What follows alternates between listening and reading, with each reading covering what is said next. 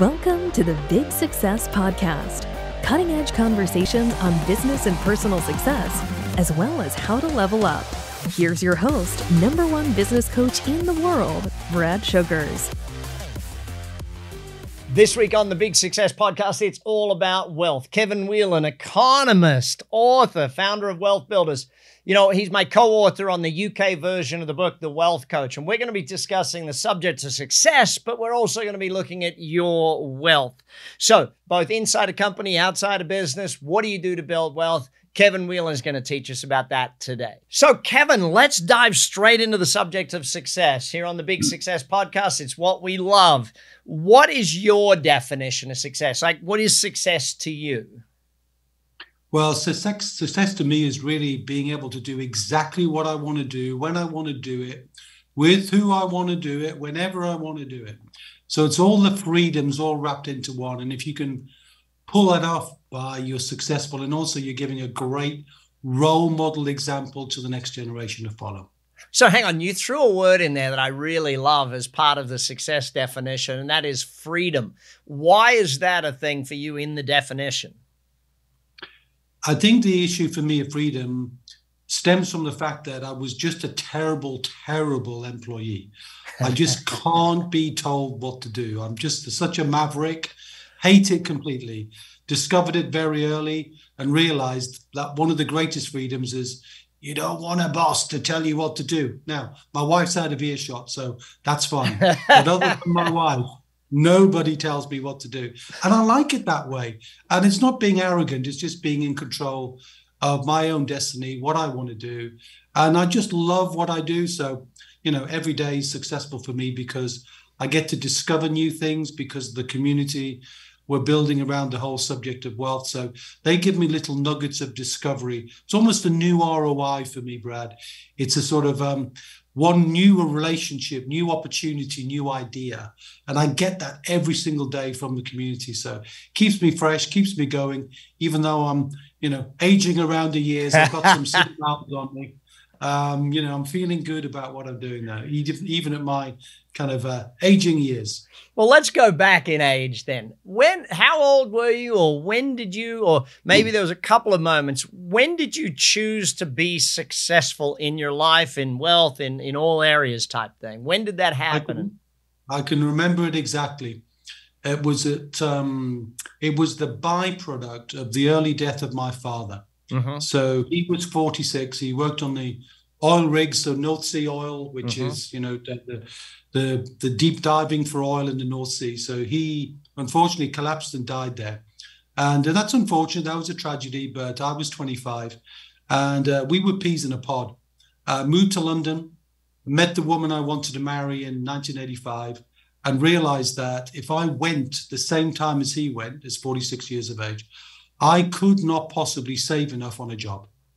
So I took the decision, with her permission, to never trade time for money for the rest of my life. And I made that decision in 1988, the 8th of August, 1988. I think it was a Thursday. 88. Yeah. And I kind of hung up my employee boots, handed in the notice, and then just set about using my intellect as an economist. So I knew numbers and I knew a bit about things, but very green, probably a little on the gung-ho side at that point, which is definitely one of the lessons I would want to pass on. Look for mentors, seek guidance, don't be arrogant and think you know all the answers. But at 28, I probably thought I did. And of course, I've realized that you don't. The old line of it's what you learn when you think you know everything that counts. That's a good one. That's a great quote to have, that one. So when you look at success, I mean, you're a teacher in this day and age. Do you think that many of the people you teach have still got to make that decision? I mean, where you found it because of external circumstance and with your wife, you found that decision. How do you teach someone else to make the decision? In a way, the only way you can do that is something, there's a big quote, isn't there, which is an object at rest stays at rest. So we have to find or help people, nudge them to disturb them from that at rest position. And the only way to do that is well, we can allow external events to do that, but that's probably not right. Yeah. The way to do that is to show them what life is going to look like if they don't change. And if they do that, you can do your best to give them an alternative view of their life moving forward. And I believe that's best done with complete financial independence, because it opens up the door to all those other freedoms we talked about earlier: freedom of location, freedom of control, freedom of creativity. Whatever is important to you, you can achieve much more when you've got financial independence as the stable security of income, because it allows you the time to be able to do what you want. Yeah, I love the idea of the nudge in the direction. Yeah. Very, very powerful. So let's discuss success then. In your mindset, how does success happen? Success happens to me when you're really taking control over your own destiny. So how you do that then is, first of all, to do things that you really love to do, so that you're feeling you're going with the flow. You're never rowing against the current, you're going completely with that. And so you have to really understand a bit about yourself, what you're really keen to do, what you love to do. I'm not so mad about you should follow your passion, because we don't have to be passionate to be successful. But I think if once you become successful, you got the independence you want, you can pursue your passions differently. So the two don't necessarily have to be connected. But I think you must do what you really enjoy doing, and you want to be outstanding at it. There's no point about being mediocre at anything. You want to be outstanding, therefore stand up, stand out for something that you can be exceptional at, and know that you can deliver that. So that's what's important to me about that. Yeah. So when you think about people going from mediocre to success, how do they make that leap? Or even how did you make that leap in your life? I think the point about mediocrity is, it's pretty gray, it's pretty drab, and nobody gets excited or inspired. And therefore, you can't really get a following. And when I made the decision to create my business, which is called Wealth Builders, does what it says on the tin. It's about helping people to become financially independent, completely independent from the need to work in a job or in a business. And, I like your quote as well about having a commercially profitable enterprise that works without you. That's a great quote. That's one that I use all the time, Brad. But I think the point about just wanting to be in control is the key thing. So brilliant. So let's flip it over then. How does failure teach success? It's just falling down, isn't it, really? It's recognizing that if you fail, but you can fail quickly, you can make the mistakes and get up and learn very quickly from that, rather than being fearful and then holding yourself back from making any decision. By definition, if you failed at something, you've taken an action. And the very act of taking an action creates momentum and moves you forward. I think so many people I've met, particularly those who are very oriented towards perfection, steely in their outlook, they want all the lights to be green on the freeway before they decide to take off. And you can't do that. You got to move forward and let the momentum and the changing scenery actually be part of the pleasure of it.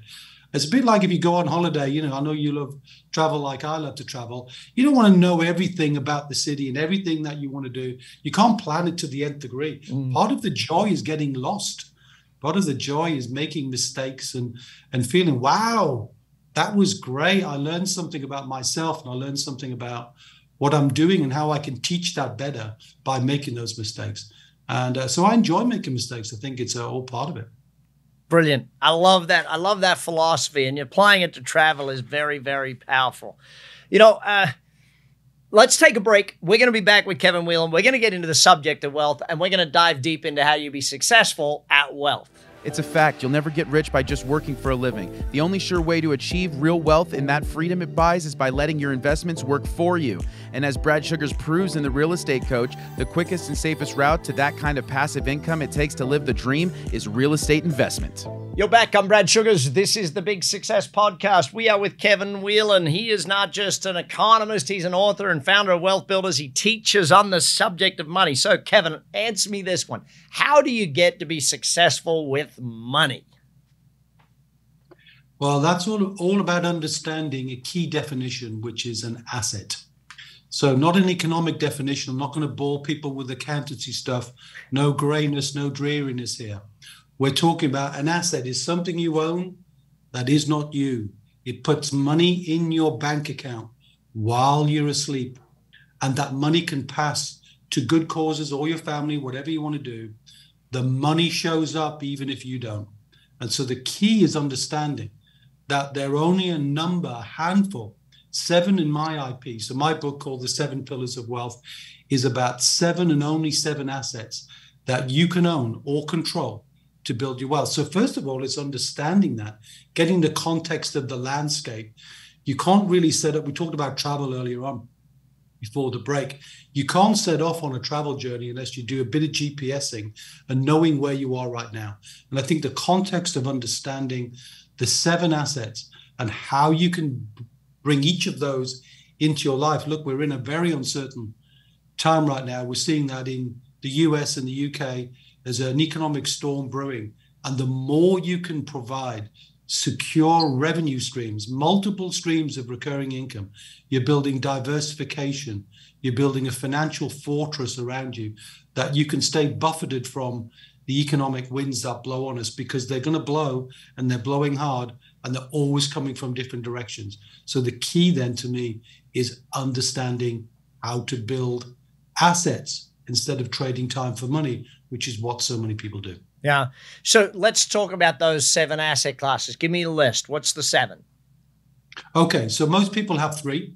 They have a home they live in, which doesn't create an income, but it potentially could. They've got a pension or a superannuation or some other word, but it means a pension. And thirdly, they've got some investments, probably in the stock market or cash. Most people, that's all they got. You cannot be financially independent from there, because mostly you're out of control and the market is going up and down like a roller coaster ride, and you're just hanging on, hoping it all's going to work out. But it doesn't. The other 4, the entrepreneurial pillars, which I'm sure you resonate with, Brad. First of all, number 4 then is creating a portfolio of property or real estate that generates a rental income that you can rely on. Number 5, having a business that works without you. And I love the Action Coach philosophy and your philosophy on that. The 6th is building intellectual property, creating a revenue stream from the very ideas you've created in books or courses or memberships or subscriptions. And my favorite of all, I love the sound of it, royalties. I mean, even just sounds sexy, doesn't it? Royalties, love that. So you can get royalties. And the 7th is joint ventures and collaborations. I think with the world being uncertain, people craving community, and the community and people working together with different aspects of life, different ways of looking at things. I love the collaboration that we're creating in the UK to allow people to work together to create things that they couldn't possibly create on their own by bringing the power of those different dynamics together. So they're the 7. And as long as you're holding a combination of those, and everybody's different in the way they do that. And if we take real estate, there's probably 20 different strategies that you could apply in real estate. So we don't get into the detail of that, but within each pillar, as we call them, 7 pillars of wealth, there are multiple strategies that you can use, deploy, learn, and practically do something, even if you're limited in time. And you're trading time for money or your job or your business, you can do something. And we believe anybody can create wealth with a little bit of income or a little bit of capital and a few hours a month. That's all it takes. I want to dive into one of them, and that's the intellectual property one, because I don't think people really value what they know anywhere to the level with which they could or should. What's the keys to success? How do you turn your intellectual property into wealth? That's a real tough one, because as you said, most people are failing to recognize the mountain of value they're standing on that's right under their feet, because they're always looking north, south, and east and west for the solution. They're not looking right where they are. So, the way we try and do that, when we're asking questions about whether there's intellectual property, everybody's got it because they've got something that they're good at. Yeah, you're a salesperson. You've learned all about sales. You're a marketer. You've learned all about marketing. You're a hairdresser. You've learned all about hairdressing. You can teach that stuff. You didn't need to do about the hair thing with me there, Brad. You get the point. You're great at something, or if you're not sure and you're a bit introspective, you're a bit insular, maybe you could ask somebody else, what do you think I'm good at? Or maybe your boss has told you, or you've had a recommendation. And certainly with social media these days, we're getting testimonials and LinkedIn recommendations and endorsements. So it doesn't take long to find out what you're really good at. Then how do you become great at that? And then how do you teach that?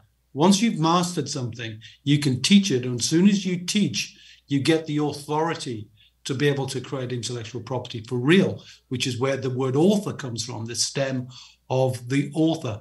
Authority leads to that. So you can create it in so many ways. Obviously not as many as successful as you with the franchise and the Action Coach franchise and many other things you've done. Well, but that's again, though, isn't it? Just intellectual property. I was with a buddy of mine the other day, and he's great at grilling. That's what he does. Now, crazily enough, I started talking to him about his YouTube channel, and then he starts telling me how many tens of thousands of dollars a month YouTube pays him for his YouTube videos on grilling, doing the thing that he loves. I'm like, seriously, dude, no wonder you're getting heavier, because look at that, you're grilling every day. But that intellectual property, Kevin, and I really love that you highlight that. So next area of success, how do we create wealth through a business? That's a great one. The issue there, I think, from my perspective, slightly different to yours, but very much similar, that I think there's a power in the UK. We have a power socket, which has got 3 points. In the US, it's 2, right? But I always talk about the three pin plug, the 3 things that need to work together to be able to create a hugely valuable business. Number 1, be outstanding in your niche. Make sure that what you do, you're absolutely brilliant at. In the UK, we call it bloody brilliant at it. Right. Number two, can you create recurring income from the business? What is it that you can do in the business that will automatically ship, automatically deliver a product, automatically deliver a service, create some form of ongoing recurring revenue that's predictable, because that creates more value, because an acquirer of a business is seeking predictability more than anything else. So if you can do that. And number 3, if the business can work without you. And that's the leverage of systems and people and process. And if you combine all 3, you can create immensely more valuable businesses that can sell for multiples of a business that's simply trading time for money. So looking inside a business with coaches, and work very much with coaches to help them do that on the inside of the business. But I focus mainly on how do you build your wealth as you build your business. Don't wait to sell the business and then hope you sell it and your health works. What if you can create wealth as you grow your business from the profit? So you can ring fence that profit and flex those decision-making muscles around wealth, so that if you do get a big check, you know exactly what you're doing with it, and you're involving your family in that as well. So it's not just dad sold a business, mum sold a business, and then all of a sudden it's too late, they die soon, and the kids don't know anything that's going on. So bring the whole family into the process early on. Brilliant. So speaking of family, wealth, when I wrote The Wealth Coach, and when you and I worked on it for the UK version, it's a lot about passing that knowledge on to kids. First things first, though, you got to get the knowledge to pass it on to your kids. But what are some of the key success secrets to helping our kids become successful with money and wealth? I think kids are sponges. They absorb everything. So instead of money being taboo, we want money to be to do. We want to have tables where there's a no phone zone. There's no electronic gadgetry allowed. We're having conversation. We're getting involved in if you've got real estate, take them on experiences so they can see the property. Get them to identify ways they could even be earning a little bit, so that they can see that they can create value, and help them share some of that value in terms of giving back to other people, to society, whatever they're interested in. You can link a money experience to that. That's how I would suggest people start that process. Brilliant. You're on the Big Success Podcast. I'm Brad Sugars, your host. We're with Kevin Whelan. We'll be back in a moment to talk about scaling up, to really talk about going massive, not just good. Let's go great. Kevin is an economist, author, and founder of Wealth Builders, which helps business owners create multiple streams of reoccurring income both inside and outside of the company.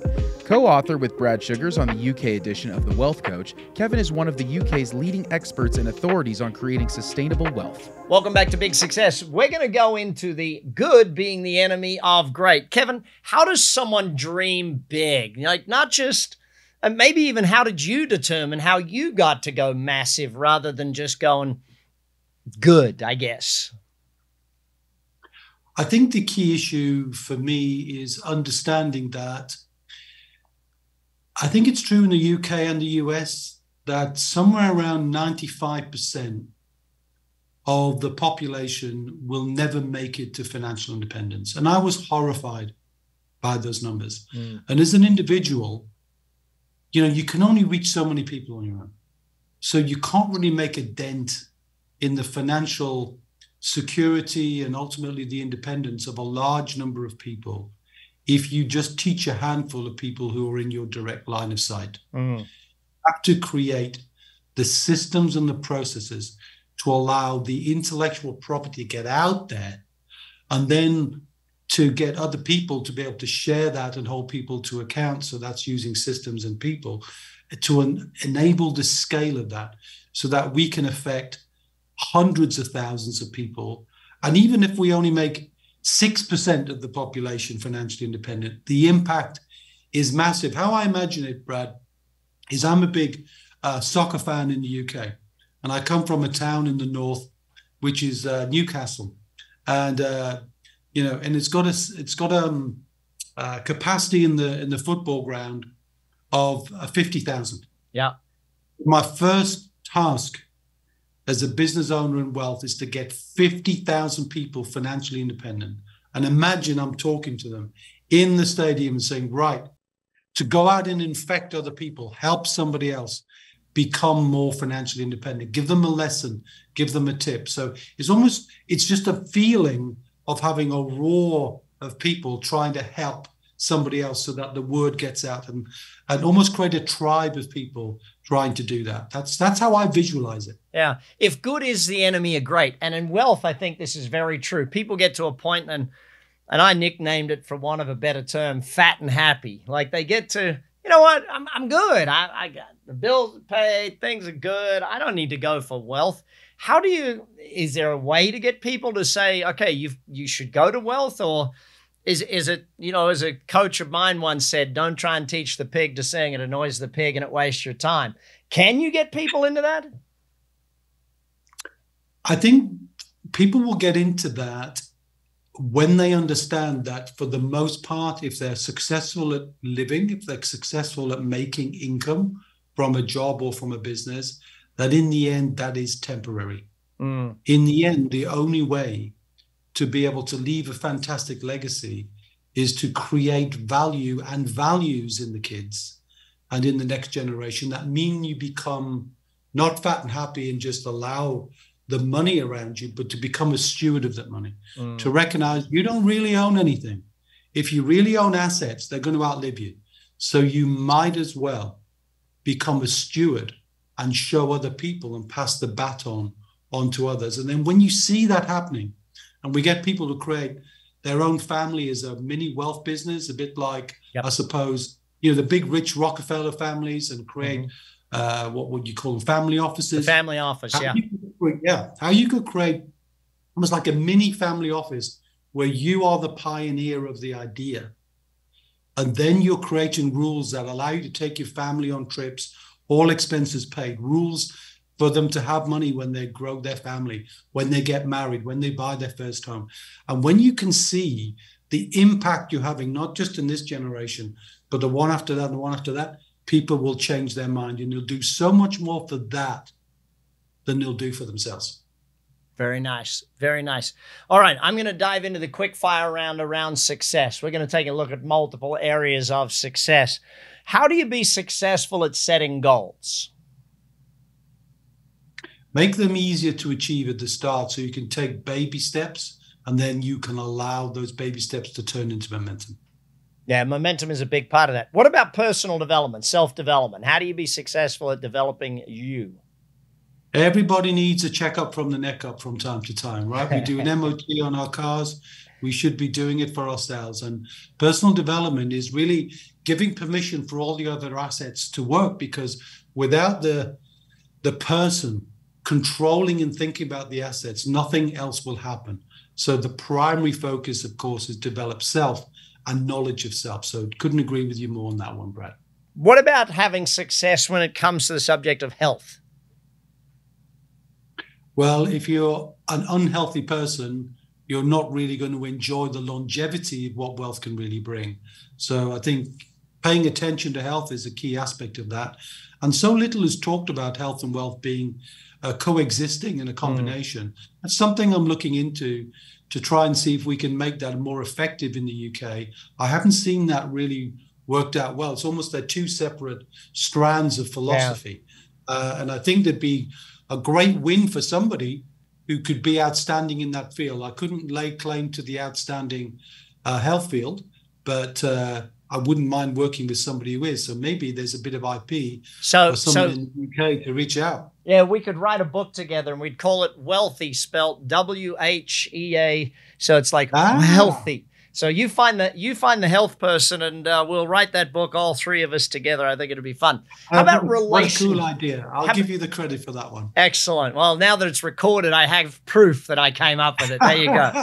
How about relationships? What's the keys to successful relationships, both personal and business? That's a great question. And I think the answer to that is always see things from the other person's point of view. Because, you know, in business, we always talk about win-win, which means always looking at the other side. If you're trying to create longevity of relationships, you always have to pay attention to the other side's outcome. And for so many people in relationships, it's selfishness that gets in the way, when I think it's selflessness that shows the greatest power in all aspects of life. All the people we laud as heroes have shown themselves, for the most part, to be selfless, not selfish. So last one, how do you have success at fun, like vacations, enjoying yourself? Crumbs. I mean, we talked about travel already 3 times, right? So one of the key, I'm a foodie, I'm a winey. I don't mean whining, but I love fine wine. I study it. It's a fascination of mine. So all of those things are priceless in terms of the enrichment of the experience. So having fun, doing what you want to do. For me, I know what I love to do, but for anybody, it's going to cost money to do those things. It's going to take time to do those things. So being financially wealthy allows you to do anything you want to do on your own terms. So I think the whole thing just works very seamlessly together. Brilliant. Final question. What is the best advice you ever got on success, or the best quote you ever heard on success? Yeah, that's a good one. I would probably take a leaf out of Warren Buffett's book there, which is, if you don't find a way, or if you, get the exact quote now, if you don't find a way to make money while you sleep, you'll work till you die. Simply put. Kevin Whelan, thanks for being on the Big Success Podcast. You're here with Brad Sugars. We're going to be back again next week. Keep tuning in. Keep subscribing. We'll be back helping you gain more success. And that's the Big Success Podcast for today. Hopefully you took a lot of notes. Hopefully you learned a bunch. And hopefully you're going to take action on it. BS, Brad Sugars, Big Success, take action. Check all the show notes for all of the links. So make sure that you have links to every single thing that every speaker has in our show notes. Check them now. Click the links. Take advantage of it. And I'll speak to you again next time on the Big Success Podcast. You've been listening to the Big Success Podcast with the #1 business coach in the world, Brad Sugars. To learn more about how to achieve business and personal success, as well as how to level up or listen to past episodes, visit www.bradsugars.com.